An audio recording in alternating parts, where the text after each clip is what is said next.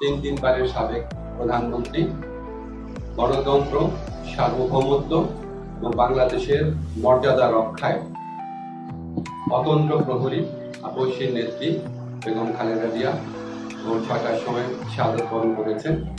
ইন্না লিল্লাহি ওয়া ইন্না ইলাইহি রাজিউন। গোটা জাতির মতো আজকে আমাদের সরকারে যারা আছেন আমরাও গভীরভাবে শোকাভিভূত।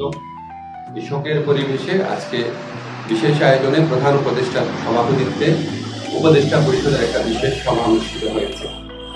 সভার শুরুতে সাবেক প্রধানমন্ত্রী বেগম খালেদা জিয়ার মৃত্যুতে দাঁড়িয়ে ১ মিনিটের নীরবতা পালন করা হয় এবং তার আত্মার মাগফিরাত কামনা করে মোনাজাত করা হয়।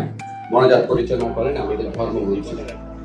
সবাই বেগম জিয়ার মৃত্যুতে আগামীকাল থেকে ৩ দিনের জন্য রাষ্ট্রীয় শোক প্রস্তাব গৃহীত হয়েছে এবং আগামীকাল সাধারণ ছুটির ঘোষণার সিদ্ধান্ত হয়েছে। সবাই বেগম জিয়ার মৃত্যুতে একটি শোক প্রস্তাব গৃহীত হয়। শোক প্রস্তাব পাঠ করেন আমাদের তথ্য ও পরিবেশ উপদেষ্টা। সবাই সিদ্ধান্ত হয় যে বাংলাদেশে যত দূতাবাস আছে পৃথিবীর বিভিন্ন প্রান্তে সেখানে শোক বই ফেলা হবে। সভায় বিশেষ আমন্ত্রণের অংশ নেন বিএনপির মহাসচিব জনাব মির্জা ফখরুল ইসলাম আলমগীর।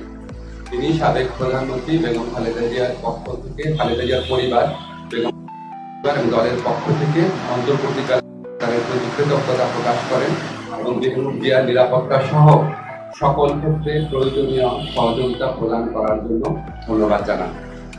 মির্জা ফখরুল ইসলাম আলমগীর সাহেব আমাদের সভাকে অবহিত করেন যে আগামীকাল বুধবার বাদ জোহর জাতীয় সংসদের দক্ষিণ প্লাজা এবং এর সংলগ্ন মানিক মিয়া এভিনিউতে বেগম খালেদা জিয়ার জানাজা অনুষ্ঠিত হবে। জানাজার পর তাকে শহীদ রাষ্ট্রপতি বীর মুক্তিযোদ্ধা রাষ্ট্রপতি জিয়াউর রহমানের পাশে দাফন করা হবে। দাফন করা হবে শহীদ রাষ্ট্রপতি জিয়াউর রহমানের পাশে। আজকে সবাই বেগম জিয়ার দাফন এবং জানাজা সম্পর্কিত বিষয়ে সরকার সব ধরনের সহযোগিতা প্রদান করবে বলে জানিয়েছেন মাননীয় প্রধান উপদেষ্টা। মাননীয় প্রধান উপদেষ্টা ডক্টর মোহাম্মদ ইউনূস সভায় বেগম জিয়ার বিষয়ে বিভিন্ন স্মৃতিচারণ করেন। একটা কথা বলতেই হচ্ছে যে উনি আমাদেরকে মনে করিয়ে দেন শেষ যখন দেখা হয়েছিল বেগম জিয়া ওনার সাথে একান্তে অনেকক্ষণ কথা বলেছিল।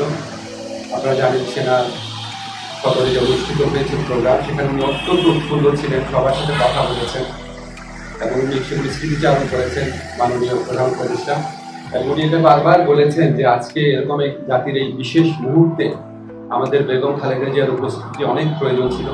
গোটা জাতি ওনার জন্য দোয়া করেছে, আল্লাহর ইচ্ছা উনি চলে গেছেন। কিন্তু বাংলাদেশের ইতিহাসে বাংলাদেশের প্রতিটি মানুষের হৃদয়ে বাংলাদেশের প্রতিটি আত্মমর্যাদাশীল গণতন্ত্রকামী দেশপ্রেমিক মানুষের হৃদয়ে ওনার অবস্থান অক্ষয় অবিনশ্বর হতে পারে। আমি ব্যক্তিগতভাবে মনে করি বাংলাদেশের ইতিহাসে এত শ্রদ্ধা, এত সম্মান, এত ভালোবাসা নিয়ে এরকম একজন নেতৃত্ব চলে যাওয়া এটা একটা বিশেষ মুহূর্ত এবং আমরা বাংলাদেশের প্রতিটা মানুষ এই শোকে একত্রিত হয়েছি। একত্রে আমরা আগামীকাল শোক দিবস পালন করবো, এরপরে দুদিন শোক দিবস পালন করবো। সবাই আমরা বেগম খালেদা জিয়ার প্রতি যথার্থ সম্মান প্রদর্শনের জন্য ওনার যে জানাজা হবে এবং ওনার যে দাফন কাজ হবে সেটা আমরা অত্যন্ত শৃঙ্খলার সাথে আফগান পরিবেশে আমরা আমাদের সবার দায়িত্ববোধ থেকে সুশৃঙ্খলভাবে এই অনুষ্ঠানগুলো আমরা দাফন এবং জানাজার যে কর্মসূচি রয়েছে সেগুলো আমরা পালন করবো। এই প্রত্যাশা আমরা ব্যক্ত করছি। ধন্যবাদ।